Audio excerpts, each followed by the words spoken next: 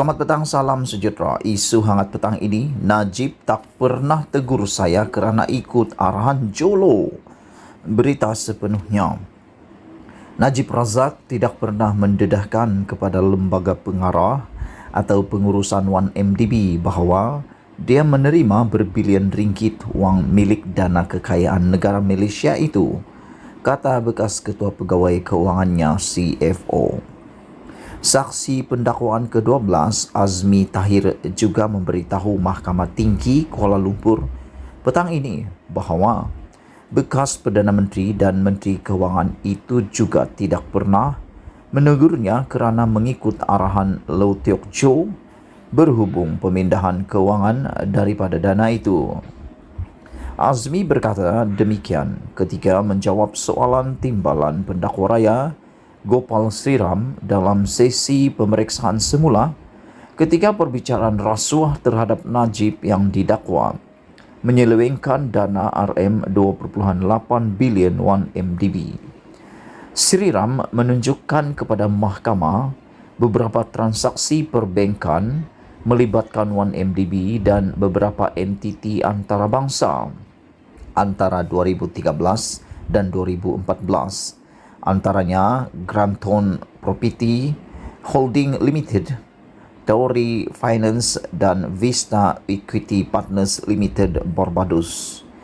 Granaton, Tanuri dan Vista Equity adalah tiga entiti yang didakwa dikawal oleh Eric Tan Kim Long yang dikatakan sekutu kepada dalang utama 1MDB, Low Teok Choo, yang kini menjadi buruan. Pihak pendakwaan berhujah bahawa melalui aliran keuangan yang berbelit-belit dan pengubahan wang haram berbilion ringgit dana 1MDB telah disedut daripada syarikat itu dan dimasukkan ke dalam akaun bank Najib dengan nombor akaun 680 dan 880. Azmi ketika ditunjukkan pelbagai rekod bank oleh Sriram bersetuju bahawa AS 681 juta dana 1MDB dimasukkan ke akaun bernombor 694 milik Najib antara 21 Mac dan 10 April 2013.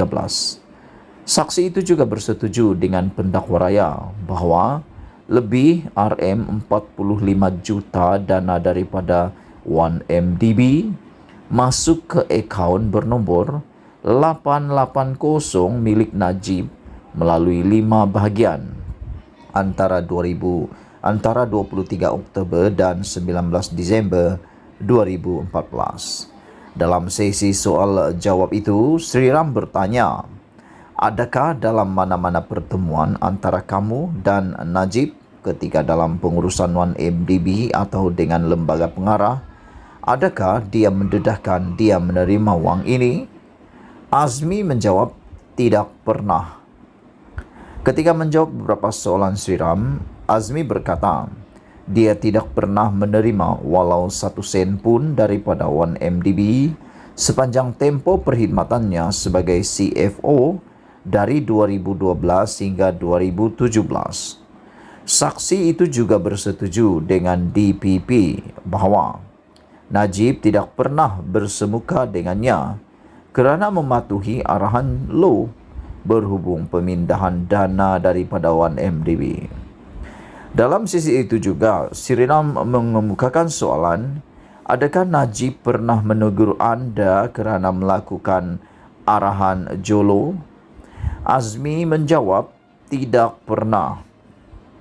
Sebelum ini, Azmi memberi keterangan bahawa dia mengikut arahan Jolo kerana percaya ahli perniagaan itu mewakili Najib.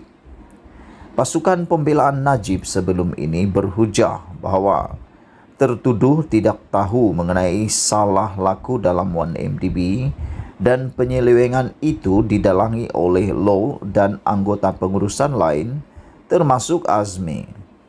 Sebaliknya, pihak pendakwaan mendakwa bahawa kesalahan dalam 1MDB dilakukan Jolo dan di bawah kuasa Najib. Prosiding di hadapan Syukuera diteruskan petang tadi dengan pasukan pembelaan meneruskan pemeriksaan balas terhadap bekas setiausaha syarikat 1MDB Lim Po Sheng yang merupakan saksi ke-18 pihak pendakwaan. Perbicaraan itu juga dijadualkan berlangsung esok hingga Khamis minggu ini. Najib dibicarakan atas 4 pertuduhan salah guna kuasa dan 21 pertuduhan penggubahan wang haram, membabitkan RM2.28 bilion dana 1MDB. Selain merupakan bekas Perdana Menteri dan Menteri Kewangan, Najib juga pernah menjadi pengerusi lembaga penasihat 1MDB. Sebelum kita berakhir, sila tinggalkan komen anda. Setiap daripada komen anda amatlah dihargai. Malaysia kita punya, kita jaga sama-sama. Cintai Malaysiaku, kita jumpa Selamat lagi. petang, salam sejahtera. Isu hangat petang ini, saya Melayu, Mahathir ancam Saman Zahid. Berita sepenuhnya. Bekas Perdana Menteri Dr. Mahathir Mohamad jarang mengugut hendak menyaman seseorang. Bagaimanapun kali ini berbeza sama sekali. Mahathir hari ini mengancam hendak menyaman Presiden UMNO Zahid Hamidi kerana mempertikaikan status kaumnya sebagai orang Melayu. Saya cabar Zahid untuk tunjuk bukti tentang identiti saya yang dipertikai diri saya, status bangsa saya sebagai orang Melayu.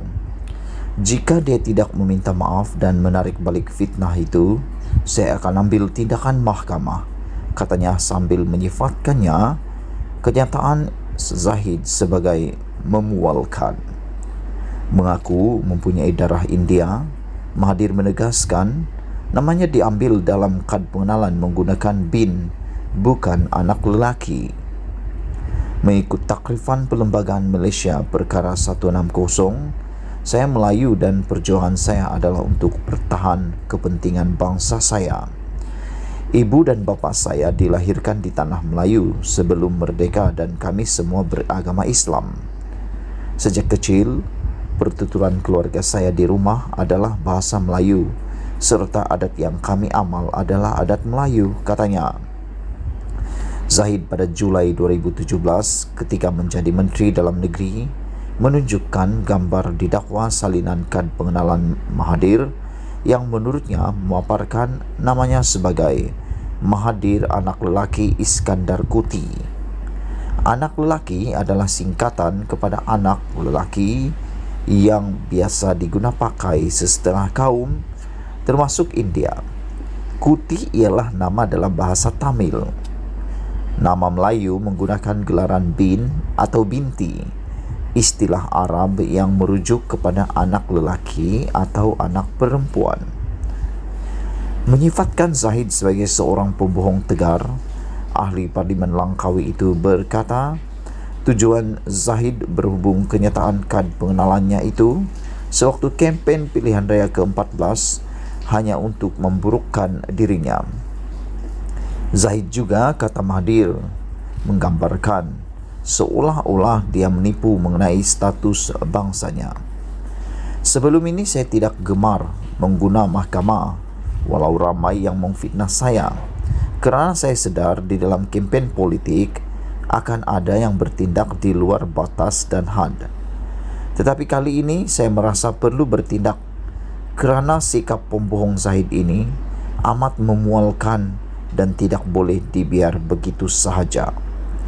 Ia bukan saja kerana ia merosakkan reputasi saya, tetapi penipuannya kepada penyokong UMNO dan orang Melayu lain demi untuk dia mahu kekal berkuasa amat berbahaya, katanya. Sekian isu hangat petang ini. Jangan lupa tinggalkan komen anda. Sila tekan butang subscribe untuk mendapatkan isu-isu terkini daripada channel ini. Sila tinggalkan komen dan share video ini untuk diketahui bagi semua orang. Sekali lagi, Malaysia kita punya, kita jaga sama-sama. Kita jumpa lagi. Bye-bye.